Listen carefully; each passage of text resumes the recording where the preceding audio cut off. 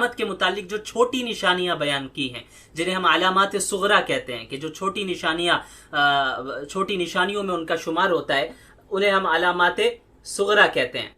तो ये अलामात सुगरा जो हैं तकरीबन 99% पूरी हो चुकी हैं आज के दौर में, यानी हम 15वीं सदी में हैं। हम अगर पीछे अपने देखें, पूरी तारीख को देखें और आप सल्लल्लाहु अलैहि वसल्लम की अहादीस को पेश नजर रखें, तो हमें मालूम होता है कि जो अलामात सुगरा हैं, छोटी निशानियां हैं, वो तकरीबन 99% पूरी हो चुकी हैं, और 1% मैं बड़े एहतियात के साथ कह रहा हूं कि बाकी हैं, और उसके बाद फिर अलामात कुबरा का यानी आगाज होगा। और अलामात कुबरा के मुतालिक आप लोग जानते ही हैं, जो 10 बड़ी निशानियां हैं क़यामत के मुतालिक, 10 बड़ी निशानियां हैं जिनके मुतालिक आप सल्लल्लाहु अलैहि वसल्लम ने फरमाया कि उनमें से एक निशानी भी आ गई तो उसके बाद फिर जल्दी जल्दी पैदर पे दूसरी निशानियां भी आने लगेंगी। तो इन हदीस के इस पहलू के मुतालिक हमें एक चीज और जान लेना चाहिए कि ये जो अहादीस हैं, जब आप सल्लल्लाहु अलैहि वसल्लम ने मुस्तकबिल के मुतालिक पेशेनगोई फरमाई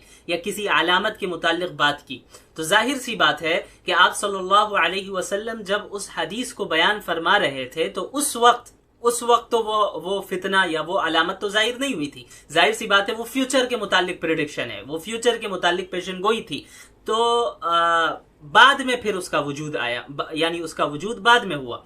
तो मसलन अगर अल्लाह के नबी सल्लल्लाहु अलैहि वसल्लम ने किसी एक निशानी की तरफ इशारा किया और किसी एक फितने की तरफ इशारा किया, और उस इशारा करने के बाद तकरीबन चौथी या 5वीं सदी में उस निशानी का वजूद हुआ या उस फितने का वजूद हुआ, तो जाहिर सी बात है कि जो उसके वजूद से पहले जो जमाना गुजरा है और जो उलमा गुजरे, उन्होंने अपने जमाने के एतबार से और उनके पास जो कुरान और हदीस का इल्म था और जो बसीरत अल्लाह ताला ने उन्हें अता की थी, उसके मुताबिक उन्होंने तशरीह की। उस हदीस की तशरीह मतलब एक्सप्लेनेशन, उस हदीस की एक्सप्लेनेशन, उसकी तशरीह उन्होंने अपने इल्म के मुताबिक की। हालांकि वो फितना या वो निशानी उस वक्त तक जाहिर नहीं हुई थी, वो निशानी उनके जमाने में वजूद में नहीं आई थी, तो उन्होंने अपने एतबार से उसकी तशरीह कर ली। लेकिन बाद में जब उसका वजूद हो गया, तब 100% हमें मालूम चल गया कि आप सल्लल्लाहु अलैहि वसल्लम ने जो ये बात इरशाद फरमाई थी, उससे मुराद यही फितना है, उससे मुराद यही निशानी है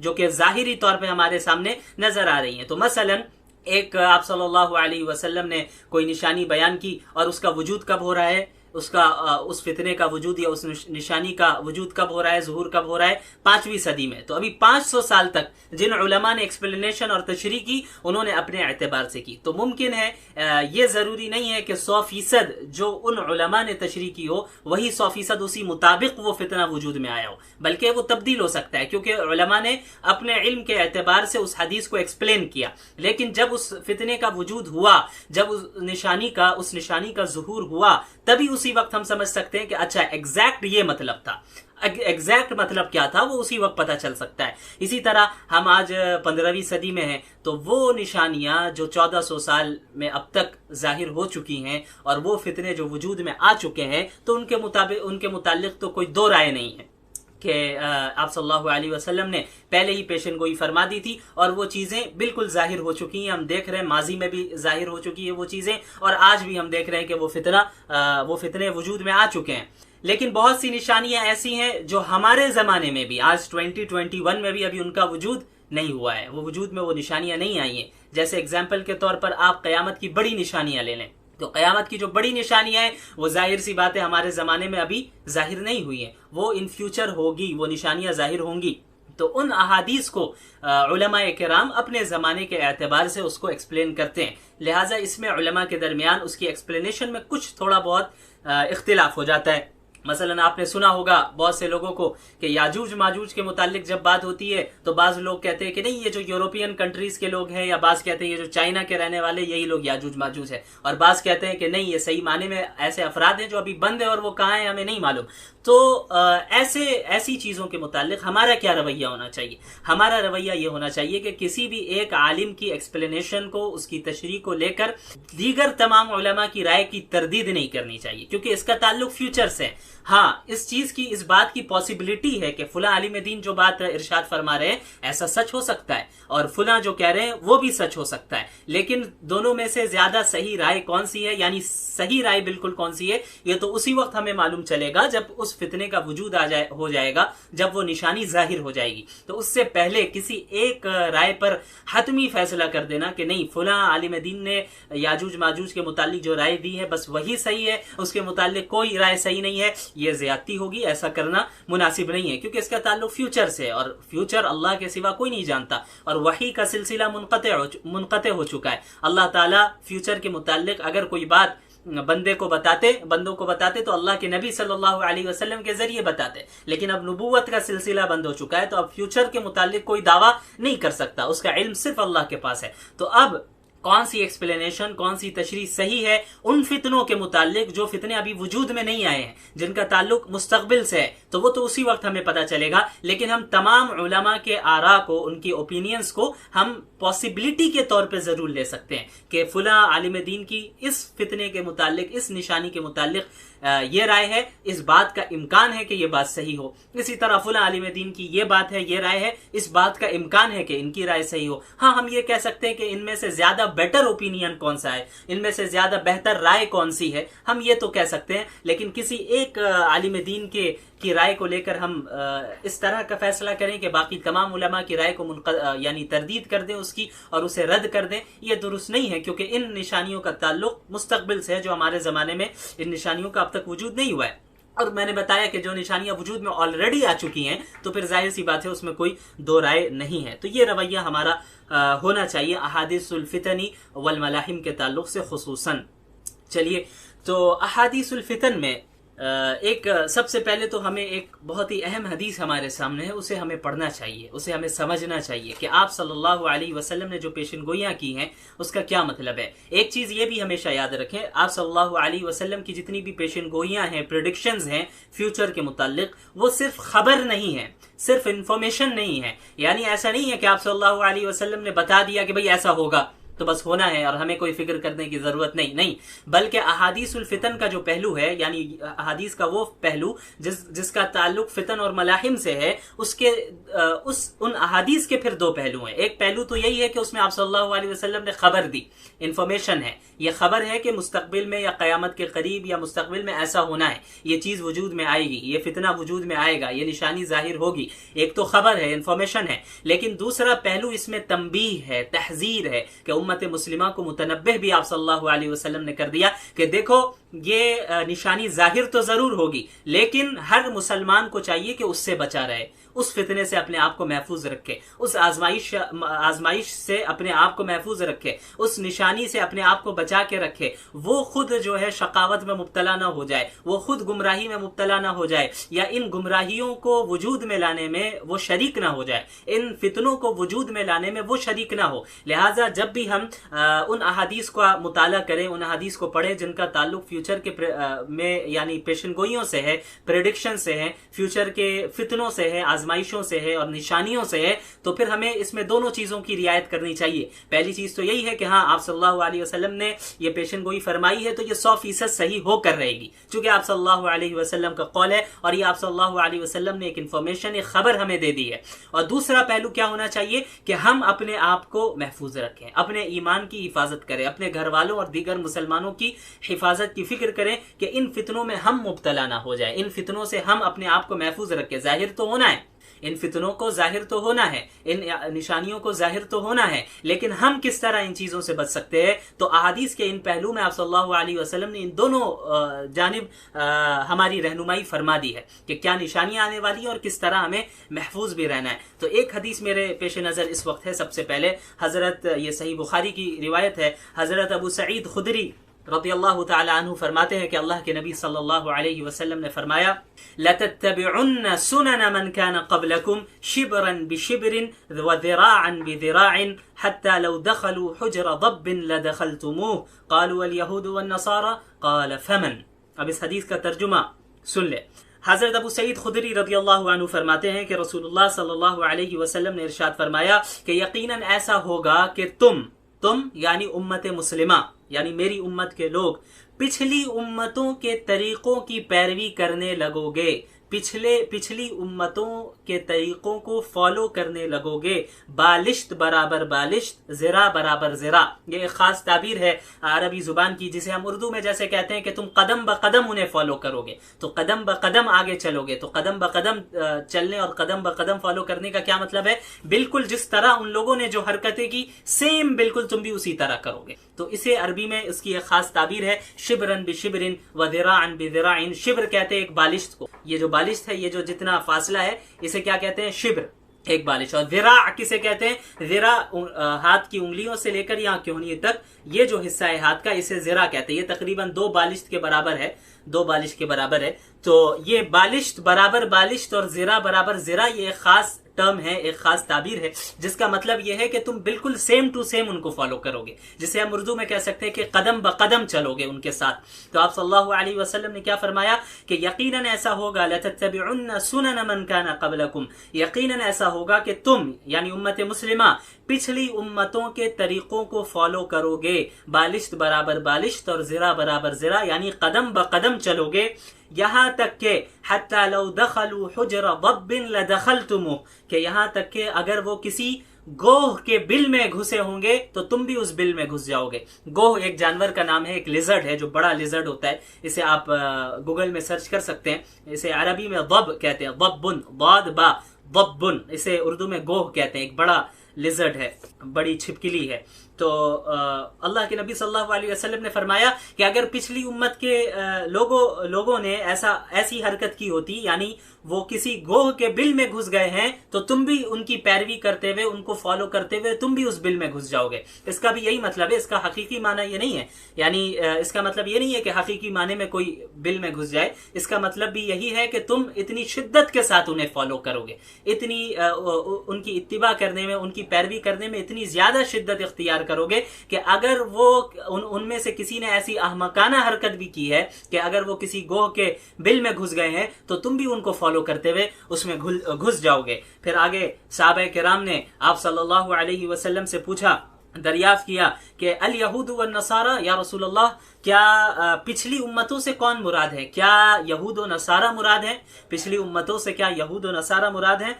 तो आप सल्लल्लाहु अलैहि वसल्लम ने फरमाया कि फमन, और कौन, यानी पिछली उम्मतों से मुराद यहूद और नसारा ही है। अब देखिए, इस हदीस को जब आप सल्लल्लाहु अलैहि वसल्लम ने बयान फरमाया है, जाहिर सी बात है उस वक्त तो ये चीज वजूद में नहीं आई थी। उस वक्त तो ऐसा नहीं था कि मुसलमान यहूद और नसारा की इत्तिबा कर रहे थे, बल्कि सहाबा किराम की जमात थी, जो आला तरीन जमात है। अंबिया अलैहिमुस्सलातु वस्सलाम के बाद आला तरीन जमात सहाबा किराम की जमात है, और उनसे तो कभी तसव्वुर भी नहीं किया जा सकता कि वो यहूद और नसारा की इत्तिबा करे। वो तो ऐसी कौम है, वो ऐसे अफराद थे जिन्होंने यहूद और नसारा, कैसर और किसरा के तख्त को ही उलट कर रख दिया, तो वो उनकी इत्तिबा कैसे कर सकते हैं? वो आप सल्लल्लाहु अलैहि वसल्लम की तो जान माल हर एतबार से उनका साथ देते और इस दीन का साथ देते। तो जाहिर सी बात है, जब ये हदीस आप सल्लल्लाहु अलैहि वसल्लम ने बयान फरमाई और जब ये पेशन गोई और ये प्रेडिक्शन की, तो उस वक्त ये चीज वजूद में नहीं आई थी। तो मुमकिन है कि सहाबा किराम को इस एतबार से तो जरूर ताज्जुब हुआ होगा कि मुसलमान भी ऐसा कर सकते हैं कि हम आप सल्लल्लाहु अलैहि वसल्लम के लिए हमने हर चीज को कुर्बान किया, इस दीन के लिए हर चीज को कुर्बान कर दिया, हमने अपनी जान, माल, वतन, अहलो अयाल सब कुछ छोड़ दिया और इस दीन की सरबुलंदी के लिए हमने कोशिशें की और पूरी दुनिया में हम दीन की तबलीग और इसको फैलाने में, आम करने में हम लग गए। तो क्या ऐसी नस्ल भी आएगी, मुसलमानों की ऐसी नस्ल भी आएगी कि वो यहूद और नसारा की इस तरह इत्तिबा करने लगेंगे कि उनके साथ कदम ब कदम चलेंगे? तो जाहिर सी बात है उस वक्त ये चीज तो जाहिर नहीं हुई थी। लेकिन आप और हम अगर अपने आप से पूछें और अपने आप से सवाल करें, तो यकीनन हम यही कहेंगे कि ये वो जमाना जरूर आ गया है कि आप सल्लल्लाहु अलैहि वसल्लम की ये हदीस 100% सही हो गई। ये वो जमाना है जिसमें आप सल्लल्लाहु अलैहि वसल्लम की जो प्रेडिक्शन है, जो पेशन गोई है, वो 100% सच साबित हो गई है। अब आप खुद गौर करें कि आज उम्मत मुस्लिमा में तमाम वो बुराइयां शामिल हैं जो पिछली उम्मतों में शामिल थी। आप खुद गौर करें, अगर आपको मौका मिले आप पिछली उम्मतों की तारीख को पढ़ें, पिछली उम्मतों में खुसूसन यहूद और नसारा, चूंकि इस हदीस में जिक्र किया गया है यहूद और नसारा, उनकी तारीख को पढ़ें, उनके अंबिया और उनकी कौमों के मुतालिक पढ़ें, तो जो बीमारियां उन कौमों में थी वो बीमारियां आज उम्मत मुस्लिमा में भी है। तो आप सल्लल्लाहु अलैहि वसल्लम ने फरमाया कि पिछली उम्मत की बुराइयां और पिछले उम्मत की सारी बुराइयां तुम्हारे अंदर आएगी और तुम उन बुराई में उनको फॉलो करोगे और कदम ब कदम फॉलो करोगे, इस तरह फॉलो करोगे और बहुत ज्यादा शिद्दत इख्तियार करोगे। आप देखें कौम शुएब अलैहिस्सलाम की कौम के अंदर जो बीमारी थी वो हमारे अंदर दाखिल है। शुएब अलैहिस्सलाम अपनी कौम से कहा करते थे वला तबखसुन नास अशियाअहुम, कि तुम लोगों में के लिए नाप तोल में कमी ना करो। नाप तोल में कमी करना ये एक बहुत बड़ी बीमारी थी कौम शुएब की। आज ये देखें, आज हमारे यहाँ आप चले जाएं बाजार में कोई मामलात करें तो मुसलमान धोखा दे रहा है, एक दूसरे मुसलमान को भी धोखा दे रहा है, गैर मुस्लिम को भी धोखा दे रहा है। आज गैर मुस्लिमों पर एतमाद कर लिया जा रहा है लेकिन मुसलमान पर कोई एतमाद करने के लिए तैयार नहीं है। वो डर रहा है कि मुसलमान धोखा देगा। क्यों इतने मामलात खराब हुए? ऐसे मामलात शुएब अलैहिस्सलाम की कौम में थी, यानी ये खराब मामलात वो किया करते थे, नाप तोल में कमी बेशी किया करते थे, मामलात में एक दूसरे को धोखा दिया करते थे। तो वही बीमारी आज इस उम्मत मुस्लिमा में भी है। और कौम लूत की बीमारी कितनी घिनौनी बीमारी थी, आज उम्मत मुस्लिमा में वो बीमारी भी दाखिल है। इसके अलावा आप यहूद को देखिए, आप सल्लल्लाहु अलैहि वसल्लम की अहादीस का अगर आप मुताला करें, तफासिर का मुताला करें तो आपको मालूम होगा कि जब हजरत मूसा अलैहिस्सलातु वस्सलाम मबूस हुए बनी इसराइल की तरफ, और पूरी फिर बनी इसराइल की आप तारीख को पढ़ें कि किस तरह वो कोताही किया करते थे और मुखालफत किया करते थे। एक तरफ उनका दावा था कि मैं मूसा का मानने वाला हूं, हम मूसा के मानने वाले हैं, हम एक खुदा को मानते हैं, लेकिन उसके बाद अमली तौर पे मुखालफत किया करते थे मूसा अलैहिस्सलातु वस्सलाम की और अल्लाह ताला की। ये बुराई आज हमारे यहाँ है। आप देखेंगे, आप कुरान करीम को पढ़ेंगे तो कई जगह आपको ये मिलेगा कि वो खुद कहा करते थे, मूसा अलैहिस्सलातु वस्सलाम से मुतालबा किया करते थे, आप जाइए अपने रब से कहिए हमें ये दे दे, हमें वो दे दे। और जब अल्लाह उन्हें उन नेमतों को अता कर देता तो फिर उसकी नाशुक्री करने लगते। लेकिन अल्लाह ताला ने यहूद को सबसे पहले जब उनका इंतखाब किया तौहीद की बुनियाद पे, बनी इसराइल को कहा व अन्नी फद्दलतुकुम अलल आलमीन, कि मैं तुम्हारे जमाने में तुम लोगों को तमाम आलम पर फजीलत दे रहा हूं, कि तुम तौहीद वाली कौम हो इसलिए तुम्हें फजीलत दे रहा हूं। लेकिन उन्होंने क्या किया? उन्होंने अल्लाह की इस फजीलत की नाशुक्री की, इस नेमत की नाशुक्री की। मूसा अलैहिस्सलातु वस्सलाम ये तो कहते हम मानते हैं मूसा को, ये तो कहते कि फिरौन के पास हमें निकलना है, बचना है और फिरौन जालिम है, लेकिन जब मूसा अलैहिस्सलातु वस्सलाम की जानिब से कोई हुक्म आता तो अमली तौर पे उसकी मुखालफत करते। आज ये बीमारी यहूदियों की हमारे यहाँ भी दाखिल हो गई, उम्मत मुस्लिमा के भी अंदर। हम ये तो कहते हैं हम आशिक रसूल है, हम ये तो कहते हैं कि हम आशिक अहले बैत हैं, हम ये तो कहते हैं कि हम मुसलमान हैं, हम ये तो कहते हैं कि कुरान और हदीस पर हमारा ईमान है, लेकिन अमली तौर पे हम उसकी मुखालफत करते हैं। इस्लाम कहता है नमाज पढ़ो, हम अमली तौर पे नहीं पढ़ते। इस्लाम कहता है हिजाब पहनो, हम अमली तौर पे नहीं पहनते। इस्लाम कहता है दाढ़ी रखो, हम अमली तौर पे नहीं रखते। इस्लाम कहता है कि तुम अपने मामलात को सुधारो, हम अमली तौर पे नहीं करते। इस्लाम कहता है अपने खानदानी और मुआशरती जिंदगी को सुधारो, हम ऐसा अमली तौर पे नहीं करते। इस्लाम कहता है झूठ ना बोलो, हम अमली तौर पे झूठ ही बोलते हैं। इस्लाम कहता है कि एक दूसरे को धोखा ना दो, लेकिन इस्लाम की इस तालीम को हम कबूल नहीं करते। अगर से हम ये कहते हैं कि हम मुसलमान हैं तो अमली तौर पे हम भी उसी तरह मुखालफत कर रहे हैं जिस तरह यहूद किया करते थे। और रसूलुल्लाह सल्लल्लाहु अलैहि वसल्लम ने फरमाया ला तत्तबिउन सुनन मन कान क़ब्लकुम शिब्रन बिशिब्रिन, कि तुम अपनी पिछली उम्मतों के तरीकों को 100% कदम ब कदम उनकी पैरवी करोगे, उन्हें फॉलो करोगे। लिहाजा हमें गौर करने की जरूरत है कि जब यहूदियों ने अपने आप को ये कहा, बनी इसराइल ने ये कहा कि हम अंबिया के मानने वाले हैं, अल्लाह के मानने वाले हैं, मूसा के मानने वाले हैं, तौहीद को उन्होंने कबूल किया, तो अल्लाह ने उस तौहीद की बुनियाद पे बनी इसराइल को तमाम आलम पर फजीलत दी। और मोहम्मद अरबी सल्लल्लाहु अलैहि वसल्लम की उम्मत मुस्लिमा को भी आप सल्लल्लाहु अलैहि वसल्लम ने तौहीद की बुनियाद पे फजीलत दी। और क्या फरमाया? कुंतुम खैरा उम्मतिन उखरिजत लिन्नास, कि तुम वो कौम हो, तुम वो उम्मत हो जो तो तमाम उम्मतों में सबसे बेहतर है, सबसे बेहतरीन उम्मत हो, जो लोगों के लिए तुम निकाले गए हो। लेकिन जब बनी इसराइल ने अल्लाह की इस नेमत की नाशुक्री की, इस फजीलत की नाशुक्री की और अंबिया की अमली तौर पे मुखालफत की, अल्लाह की अमली तौर पे मुखालफत की, तो अल्लाह ताला ने यह ऐलान कर दिया कि दुरिबत अलैहिमुद्दिल्लतु वल मस्कना, कि अब बनी इसराइल पर क़यामत तक के लिए हमने जिल्लत और मस्कनत को उनके ऊपर थोप दिया है, उनकी नाशुक्री की बुनियाद पे। उनकी नाकदरी की बुनियाद पे। अल्लाह ने उन्हें फजीलत दी लेकिन उन्होंने अमली तौर पे अपने दीन पर अमल नहीं किया। यही फजीलत उम्मत मुस्लिमा को मिली, लेकिन उम्मत मुस्लिमा अमली तौर पर इस फजीलत की नाकदरी और नाशुक्री कर रही है। लिहाजा होना वही है जो बनी इसराइल के साथ हुआ। यह अल्लाह की सुन्नत है, यह अल्लाह की सुन्नत है कि जब भी जो शख्स भी ईमान और अमल साले के साथ इस दीन पर गामजन रहेगा, अमल करता रहेगा,